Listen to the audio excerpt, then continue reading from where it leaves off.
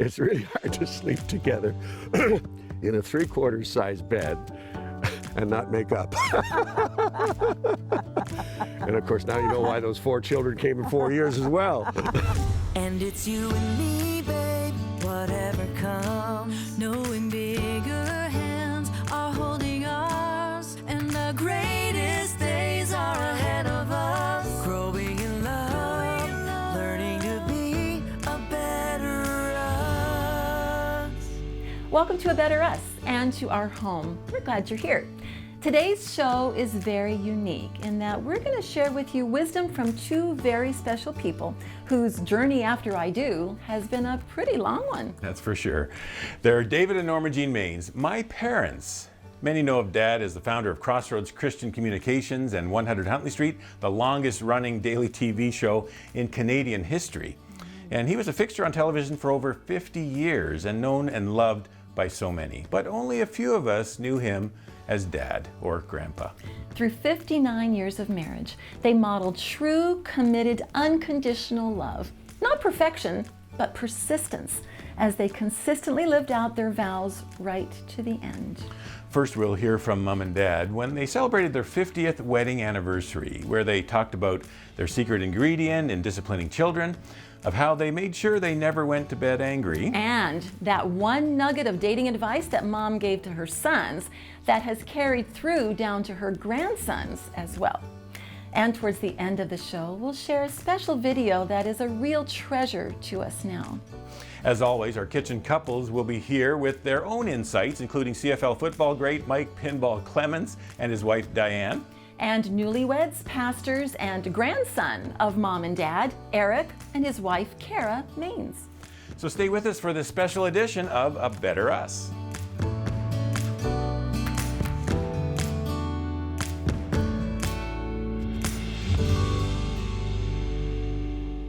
She had the same philosophy as I did, and that was consistency. I remember when I started teaching school when I was only 18, and I didn't know anything about her at that point. But I said to my dad, who had been a college president, he had taught school at one point earlier in his life as well, regular school. And I said, Dad, the inspector in North Renfrew District, Mr. Craig, has asked me if I would take a class. And because he was having problems, serious discipline problems, and the principal, a man who was principal, didn't seem to have any ability to create discipline in the school. And in fact, they'd thrown him out the window a couple of times that fall. I started in January at the school. And I said to my dad, Dad, what's the secret of discipline? I'm 18, I have some boys who are 16, big as me. A couple of them were as big as me. And I said, what's the secret? He said, consistency, thou art a rare jewel. And I said, okay, give me some more. No, he said, that's all you need to know. Think about that. And Norma-Jean came with that same philosophy that you make sure the children hear you. You say it only once. Don't say it twice. If you know they've heard you, you say it only once. And if they don't obey, then there are consequences. And the result was we never had to say anything twice. We never had remember Shelba? problems, I think, because we... Shelba's passed away now, but remember what Shelba said to you in the parsonage up in Deep River? She would say, oh, I wish my mother would just say no once. Once in a while. Then she would know that she really cared, was a teenager, you know? about Everything 14 was, maybe. yes, you can do it, yes, yes, yes. But she said, I wish you would say no, just once. So children want discipline. They want borders. They want to know what is their And they borders. want consistency. And I found that she had the identical philosophy that I had in terms of how to conduct your life. So as and a how result, to be parents. Our children, thank the Lord, they didn't give us any problems. Yeah. Because they knew that what we said was Thank the Lord. law. Okay, we're here with our kitchen couples, Mike and Diane, Eric and Kara. Great to hear from Mom and Dad there, and there's lots of little nuggets of wisdom, and we'll have some more in a moment. But the whole area of discipline is very important, very huge in the life of a marriage couple. It is, and you know what? We happen to have one of our kids with us today, Eric, and I'm going to pick on you for just a minute. Honey. You were the strongest willed of all the kids, okay? So you and I spent a lot of time together. I was a stay-at-home mom for a long period of time there, and we had a lot of conversations there, didn't we, honey? Every time you got my name right. That's true. Okay, I don't know why I would do that, but I would call you the wrong name. The thing is, you would go, Andrea, Adam, Charlie, Bella, sorry, Eric, and Charlie. You got the dogs' names before you got my name sometimes. I'm sorry. I totally understand. I know. I totally You know what? Okay. Maybe that was a form of discipline. Yeah, really. Okay, I'm going to stick just with to that. But make you know, me feel neglected. okay, girls, he had me so kerflustered, okay, that I just couldn't get your name right. But no, you were very strong-willed, and I found that really you were the hardest one that I had to be consistent with in just discipline and keeping those boundaries in line. What are your memories of that time? I'm now realizing that I created a lot of times for you to learn your parenting skills. So you're welcome. You're welcome for that. But no, I do. I don't remember saying thank you. But anyway, it's okay. I do remember those kind of times where, like, I would even try to stare you down sometimes because the thing is, like, I was so convinced that I was right. Yes. But you are the mom, you are the parent. Now this is a 9-year-old. Okay. But I would just be like, no, like I am right, and then staring you down sometimes. And okay, I read Dr. Dobson's book, The Strong-Willed Child, and I'll get that for you, Kara, because the Lord is just, and He will give you one of these. But what I'm saying, one of these. It's fine. I love you, honey. What I'm saying is that I knew I had to win every time, right? Yeah. You know that when you've got a strong will to be consistent, you can't say you don't do that once and then they get away with it and there's no penalty or repercussion. I had to stare you down every time, honey. And did you ever have strong will? Yes, ma'am. We had one that was very, and still is, very strong-willed and would not back down. Yeah. Would not back down at all. And it's challenging. It is challenging. Right? Because as a parent, you have to stand your ground. And she's thinking that you told me I need to have a voice. Yeah. And I'm able to say what I want to say. She's using your words against you. Okay. And so she would be like, well, I'm just giving you my opinion. You said I can give you my opinion. God, and I think the beautiful thing about this whole process is that we don't worry about her today. Yeah. That's right. I don't think you worry about We Eric don't, either. exactly. So there are two kids who actually were able to pose their opinion. That's right. And because they had parents who stood their ground and did those things. And so it is a really wonderful thing. And I want to say, for me, it's a little bit like coaching. The best coaches I had told me once. Right? And if you didn't get it right, then there are repercussions for that. And what I like about the idea of coaching is, as a parent, right? What a coach does is a coach is trying to bring out the best. The coach isn't one to tell them what to do or make sure. No, they're just trying to bring out the best in them. And that's what we do as parents. Is this whole concept of discipline is because we want to bring out the best. They're saying we all must suffer one of two pains in life, either the pain of discipline or the pain of regret. So we must remember that as parents as well. That's good. As much as kids don't like it and push against it, when you give them a boundary line, they're actually feeling safe. I'm loved, and there's safety there. And as much as that in the moment they don't like it, they realize, I think there's probably a reason. Maybe they really do love me. Maybe I need to obey. We know better. We know better, and we have to stand firm in that. So we got a lot of wisdom to get from Mom and Dad. Yeah, we'll go back and we'll hear from them. And this is again from their 50th anniversary, so it was a while back. And this one is about conflict in marriage. So you get yourself a bed where you got to touch. You can't sleep without at least once at some point touching your loved one. This year, how about combining an amazing cruise vacation and a time of marriage enrichment? Join us on our couples cruise November 11th to the 18th aboard Royal Caribbean's spectacular Allure of the Seas. Besides the fun activities on board, all-you-can-eat buffets and tropical ports of call, we'll spend some time together discovering marriage as God intended. Renewing our vows and enjoying the music of recording artist Dan McCauley. For all the details, visit abetterus.tv and start planning your getaway today.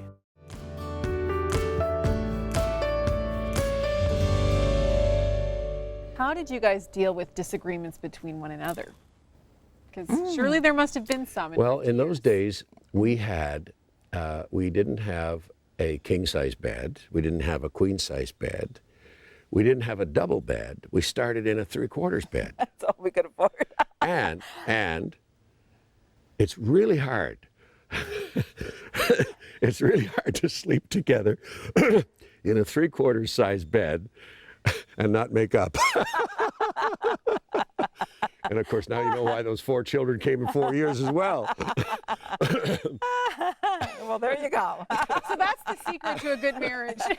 A smaller bed? It's a bed where you cannot go to bed. Like twin beds, I think, are really hard on marriages because you could harbor a grudge all night, you know. Mm-hmm. So you get yourself a bed where you got to touch. You can't sleep without at least once at some point touching your loved one.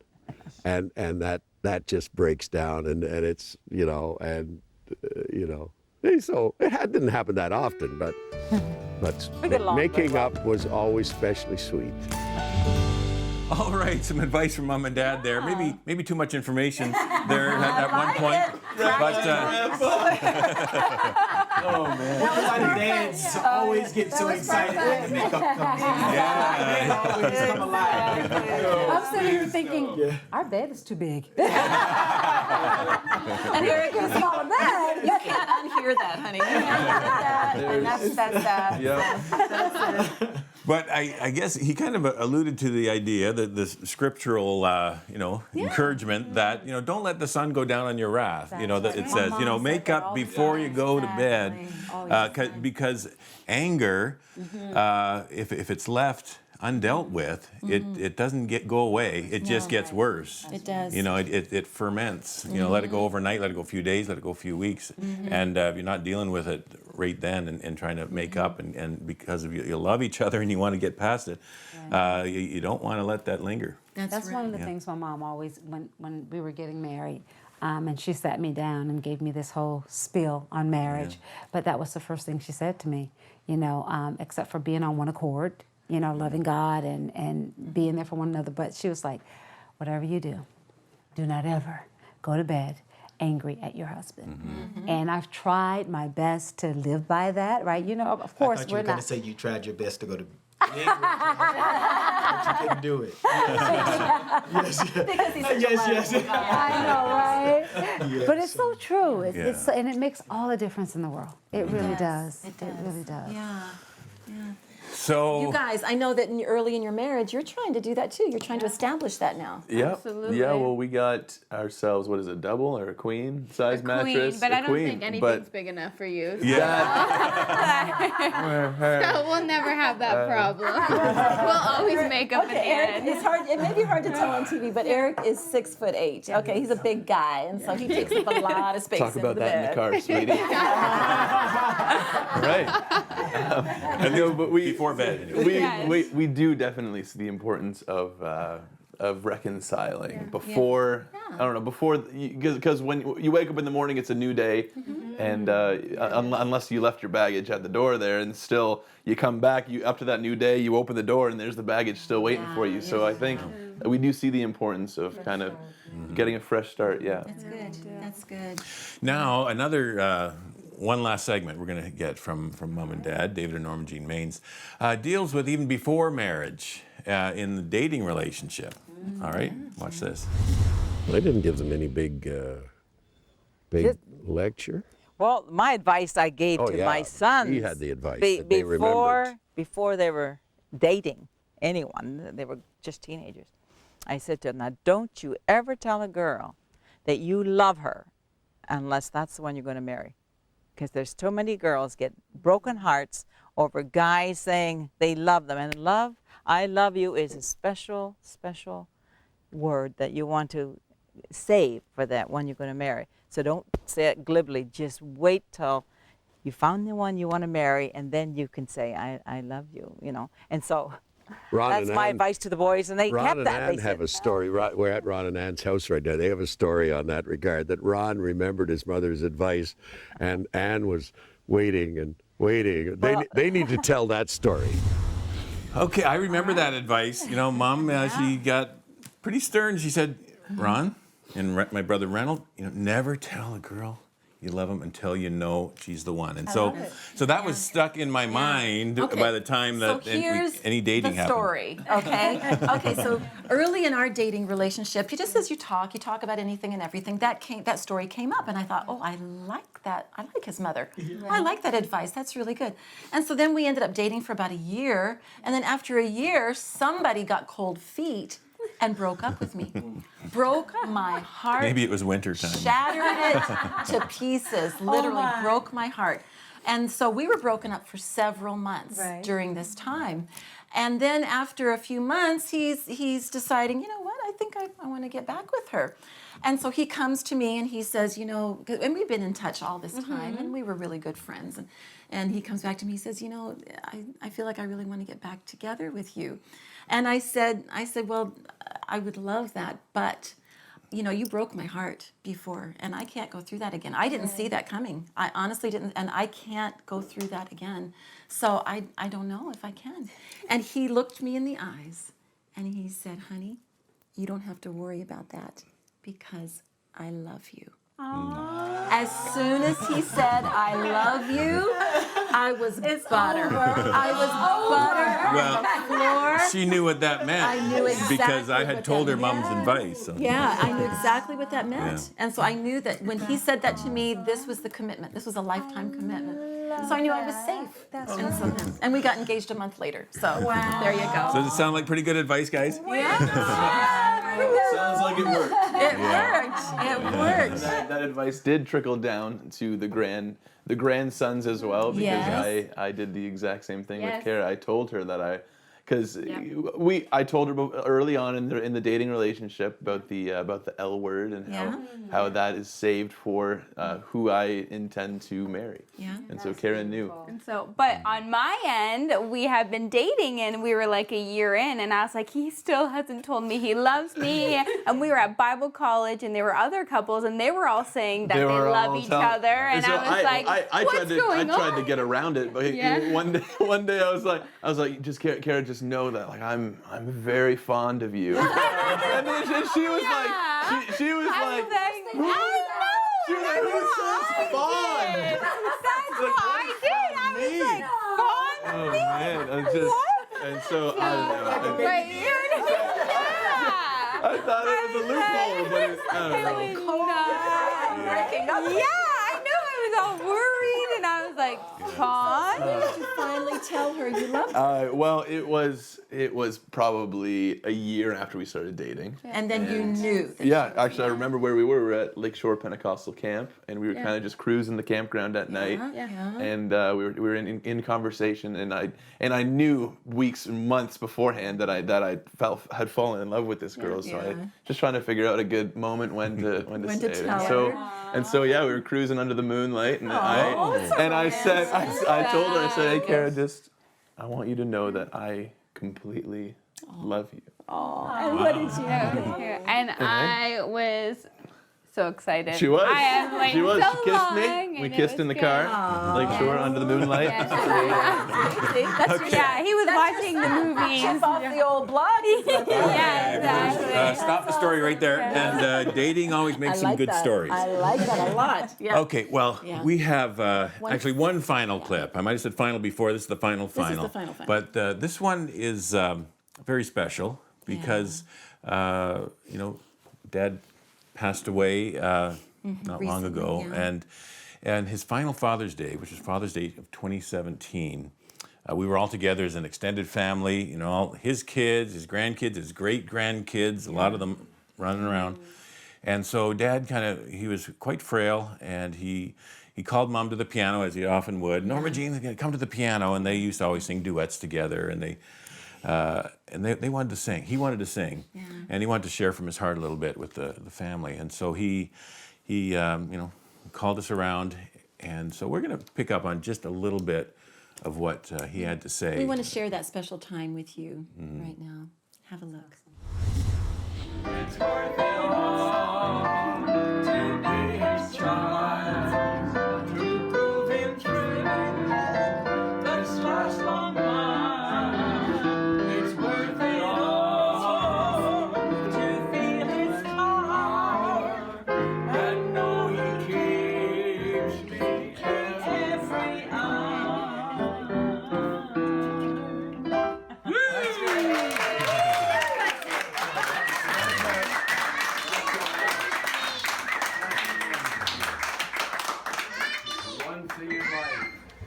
that's worth more than everything else, is serving and loving Jesus. Put it the other way around, loving and serving Jesus, but loving first. And then the serving part comes easy. Just like Grandma. Like, I really know she loves me because she serves me all the time, you know, with this illness. She's there for me. And I trust it would be the same way. If she was the one that was ill, I'd be serving her. So may the Lord bless you all. We love you all. And even if when we're separated from you now, we pray for you all every day. I pray for you by name every day, all of you. But I believe that will continue on in heaven. Jesus said, I go to prepare a place for you. But he also says in the scripture that Jesus ever lives to pray for you. And so I believe he's leading a great prayer meeting at the throne of God. And we join that prayer meeting. And we'll be praying for you on into eternity. I believe that with all my heart.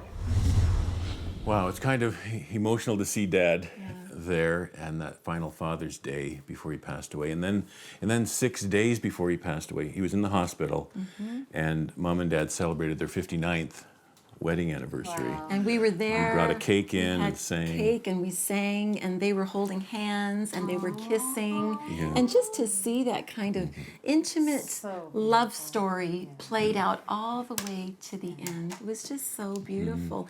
And that was a marriage that was founded on God. That was the You know, we go to the altar and we make these vows, you know, richer for poor, you know, in sickness and in health.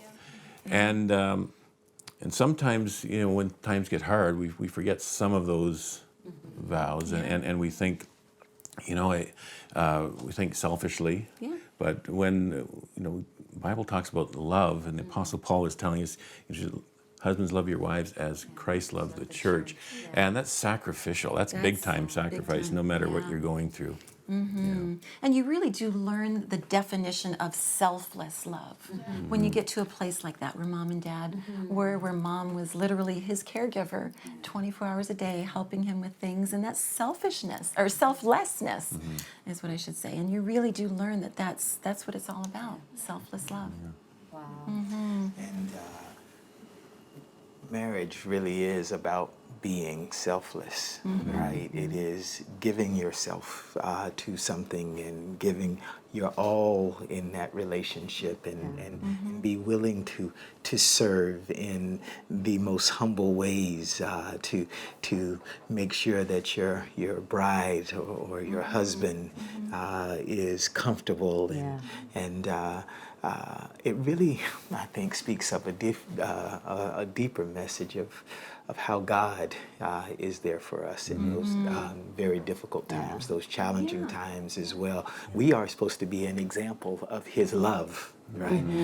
In the marriage relationship, it's supposed to be an example of how God loves us, and that representation, and to see that act itself out in a very real way is inspiring, but it's also then a challenge to us, and asking ourselves, does our love for our significant other resemble that, resemble God's love for humanity? Because he calls himself as the bridegroom, right? Returning for the bride. And so I'd like to think that I could rank on God's team. So I'm keep working at it, keep working at it. Eric and Kara, with 3.5 years of marriage, when you look way into the future and you think, you know, when I'm 59 years married, you know, what would we want our relationship to look like? Well, we find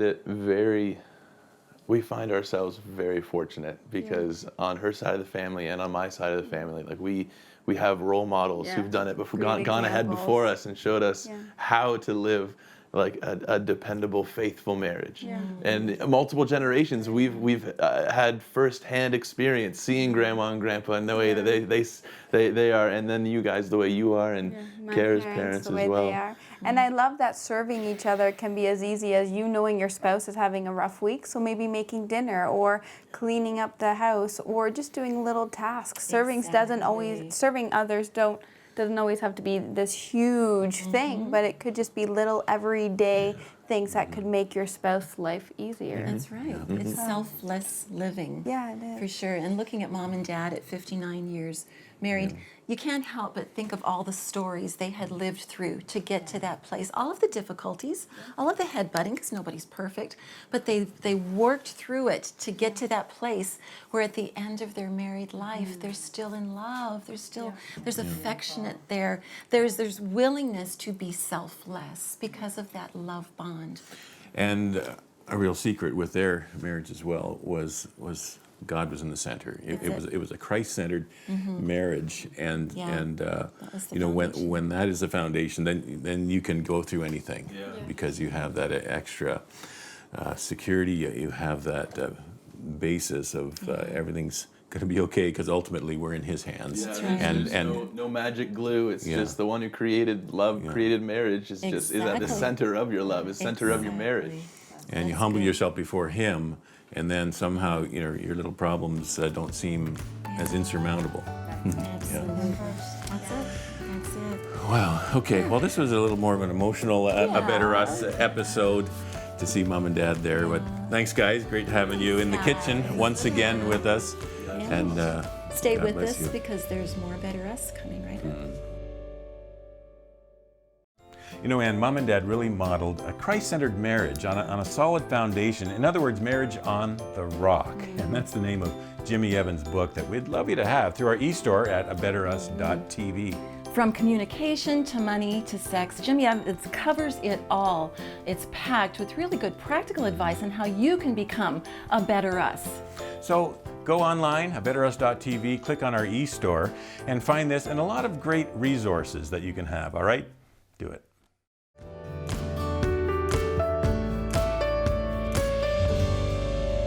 Thank you again for being with us today on this very special edition of A Better Us. You know, it was bittersweet seeing that video of Dad on his last Father's Day, but his words live on, don't they? First you love, and then you serve, in sickness and in health. Doing little things and big things for your spouse comes naturally when your marriage is rooted in deep, committed love. You know, my parents' marriage wasn't perfect, none of us are, but what they modeled for me and for us is the kind of love that is possible for all of us to have, that our children really need to see as well. There's no secret formula for that. It's simply two imperfect people who have committed their lives to a perfectly loving God. They pray together, brag on each other, and let the whole world know that there is no greater human relationship than what the two of them have. We often say that closer to God means closer to each other, and it's so true because a personal relationship with Him changes us from the inside out and makes all the difference in a marriage. If you'd like to talk with someone about that kind of relationship and even have prayer for your marriage, you can simply pick up the phone and call the number on your screen. That's our prayer line.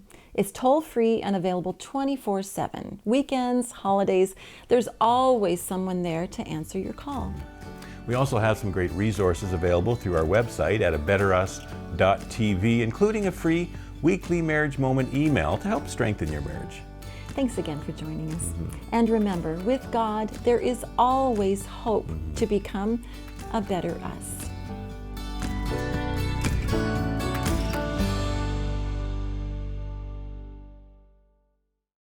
Hey guys, if you've enjoyed the show, we'd love to hear from you. You can visit our website at abetterus.tv and like us on Facebook to receive updates, marriage tips, photos, behind-the-scenes videos, and lots more. And don't forget to sign up for your free weekly marriage moment email, all right? Also, your support helps to make the production of A Better Us possible and helps to strengthen other couples in their journey after I do. So to help out, just click the donate button on our website. And thank you so much, and we'll see you next time.